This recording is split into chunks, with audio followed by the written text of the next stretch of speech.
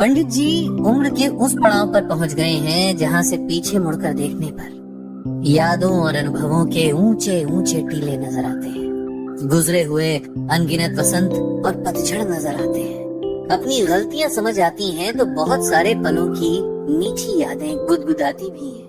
अब पंडित जी सोचते हैं कि अगर वक्त रहते जिंदगी की समझ और जीने का सलीका आ गया होता तो शायद और बेहतर तरीके से जी लेते।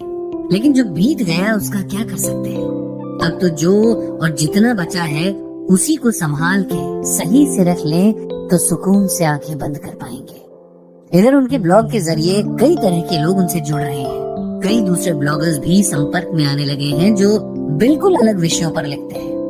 पंडित जी को नए नए लोगों से ये जुड़ाव और उनके जरिए मिलने वाली जानकारियां काफी भा रही हैं। उनके मित्र ब्लॉगर्स ने एक योजना बनाई कि क्यों न सभी लोग वास्तविक दुनिया में भी मिले, एक दूसरे से परिचित हो, क्योंकि अभी तक वे सिर्फ एक दूसरे को इंटरनेट से ही जानते थे। लगभग सभी को ये विचार बहुत पसंद आया। तय हुआ कि एक खास दिन पर एक शहर तय करके सब वहाँ पहुँचेंगे और एक मिलन समारोह किया जाएगा। पंडित जी भी इस कार्यक्रम में पत्नी के साथ शिरकत करने के लिए बहुत उत्साहित थे। उनके शहर से एक युवा ब्लॉगर भी थे जिन्हें इस कार्यक्रम के लिए निमंत्रण मिला था और वे पंडित जी के साथ ही ट्रेन से इस कार्यक्रम के लिए जाने वाले थे। सभी सुनने वालों को बता दें कि ये है गीता ज्ञान जिसे आप सुन रहे हैं कुकू एफएम पर। अब वापस पंडित जी की तरफ आते हैं। जब पंडित जी इस महाशय से रेलवे स्टेशन पर मिले तो उन्होंने बड़ी गर्मजोशी से पंडित जी का अभिवादन किया। इस युवक का नाम रोहित था। पंडित जी और उनकी पत्नी को भी इस जोशीले लेकिन सभ्य युवा से मिलकर खुशी हुई। ट्रेन में बैठते ही जो रोहित की बातें शुरू हुई तो सीधे कार्यक्रम स्थल पर पहुंचकर ही खत्म हुई। इन बातों में उसकी अब तक की जीवन कथा से लेकर उसकी अब तक की तमाम उपलब्धियों की दास्तान भी थी। रोहित ने अपनी कहानी कुछ इस तरह से सुनाई। रोहित का जन्म एक मध्यम वर्गीय परिवार में हुआ था जहाँ बहुत तंगी तो नहीं थी लेकिन हर खर्च बहुत सोच समझ कर होता था।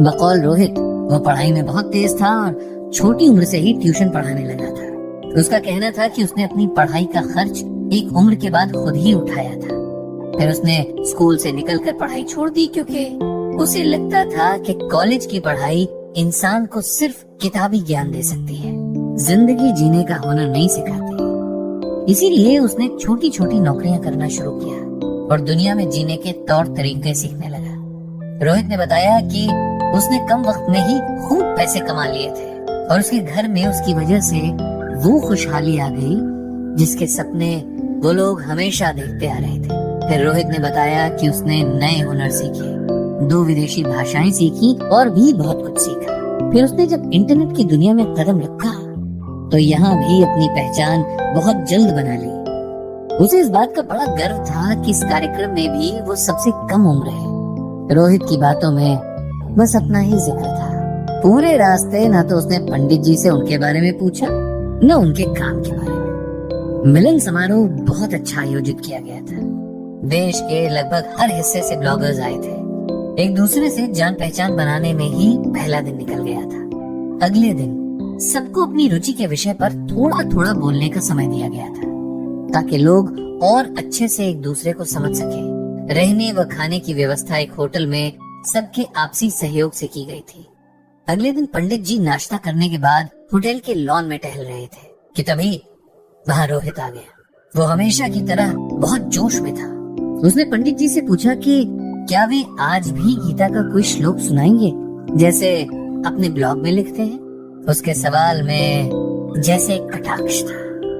फिर उसने अपने ब्लॉग के विषय में बताना शुरू किया। यूं तो उसके हिसाब से उसकी बेशुमार रुचियां थी, लेकिन आजकल वो विलुप्त होते पक्षियों की जानकारी अपने ब्लॉग के माध्यम से लोगों तक पहुंचा रहा था। उसके ख्याल में इस दौर में अब लोगों को आध्यात्मिकता की जगह व्यवहारिक ज्ञान की जरूरत थी। पंडित जी ये सब सुनकर बस मुस्कुराते रहे क्योंकि उन्हें एक बात समझ में आ गई थी कि रोहित को अपनी नासमझी की वजह से अहंकार हो गया है। अपनी उपलब्धियों पर खुश होना सबका अधिकार है, लेकिन अपने आगे बाकी लोगों को तुच्छ समझना या उन्हें कमतर होने का एहसास करवाना अहंकार कहलाता है, जो कि मनुष्य जाति के सबसे बुरे गुणों में से एक है। इसीलिए पंडित जी को लगा कि रोहित को इसका एहसास करवाया जाना जरूरी है, ताकि वो समय रहते इस अवगुण के जाल से बाहर निकल सके और अपनी प्रतिभा का सही उपयोग कर सके। कार्यक्रम शुरू हुआ और हर वक्ता के पास बोलने को कुछ बेहतरीन था। किसी के पास गांव देहात के किस्से तो किसी के पास किताबों की दुनिया की जानकारी, कोई कानून का ज्ञाता तो कोई कवि, किसी के पास दुनिया घूमने के अनूठे अनुभव तो किसी के पास इतिहास की गहरी जानकारी। हर कोई अलग अलग संघर्षों से तप कर बना हुआ, जिसे वो बयां नहीं कर सकते थे, लेकिन सब जानते थे कि बिना जीवन के उतार चढ़ाव देखे लोग इतने अनुभव नहीं समेट सकते। इसी तरह पंडित जी की भी बारी आ गई। जीवन में कम ही मौके आए थे जब पंडित जी ने किसी मंच से लोगों को संबोधित किया था। दोस्तों की महफिलों में बात करना या ब्लॉग लिखना एक अलग बात थी। यहाँ एक अलग ही संकोच उन्हें महसूस हो रहा था, लेकिन उन्होंने साहस करके बोलना शुरू किया। संबोधन के बाद जो उन्होंने कहा वो इस तरह से था। आप सबके अनुभवों और जानकारियों को सुनते हुए मैं खुद को बहुत खुशकिस्मत मान रहा हूँ कि आज यहाँ आपके बीच बैठा हूँ। मेरे पास बताने को कोई किस्सा नहीं है कि आप लोग हैरान हो, न कोई जानकारी कि आपको चकित कर सकूं। मैंने अभी तक एक बहुत साधारण सी जिंदगी जी है, जिसमें दाल रोटी की फिक्र और जिंदा रहने की जद्दोजहद है। रुचि के नाम पर बस एक ही है कि पढ़ने का शौक रहा, जो उम्र के साथ धार्मिक किताबों की तरफ ज्यादा हो गया। जो थोड़ा बहुत सुना, पढ़ा और समझा वो सबके साथ बांट लिया। ये तो आप जैसे लोगों का बड़प्पन है कि मेरे अधकचरे ज्ञान को भी सम्मान दिया और अपने बीच उठने और बोलने का मौका दिया। इसके लिए मैं आप सभी का शुक्रगुजार हूँ। अब क्योंकि सभा का नियम है कि अपनी रुचि के विषय से कुछ सुनाना जरूरी है, तो मैं श्रीमद् भगवद गीता का ये श्लोक आप सबको सुनाना चाहता हूँ। प्रकृतेः क्रियमाणानि गुणैः कर्माणि सर्वशः अहंकार विमूढ़ात्मा कर्ताहम् इति मन्यते। इस श्लोक का अर्थ ये है कि संसार की सभी गतिविधियों को प्रकृति के गुणों द्वारा किया जाता है, लेकिन अज्ञान में आत्मा शरीर के साथ झूठी पहचान से बहकती है, खुद को कर्ता मानने लगती है। यहाँ भगवान श्री कृष्ण अर्जुन को समझा रहे हैं कि संसार के सभी कर्म प्रकृति द्वारा पहले से तय है। कौन क्या करेगा, कैसे करेगा, ये प्रारब्ध में बहुत पहले लिखा जा चुका है। ऐसे में जब आत्मा को लगता है कि ये सब उसके द्वारा हो रहा है, तब वो अहंकार से ग्रस्त हो जाती है, जबकि ये अज्ञानता की निशानी है। हम जीवन में क्या करते हैं, क्या नहीं, इसके प्रति सजग होने और अहंकारी होने में बहुत फर्क है। अपने कर्म के प्रति सजग होना हमें सफलता और शांति देता है, लेकिन उसके प्रति अभिमान या अहंकारी होना हमें दुख देता है, अपमानित भी करवाता है।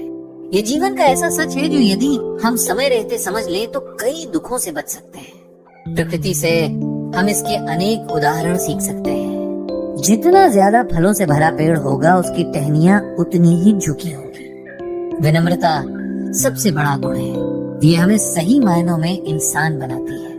पंडित जी द्वारा इस श्लोक की सुंदर व्याख्या सुनकर सबका मन प्रसन्न हो गया।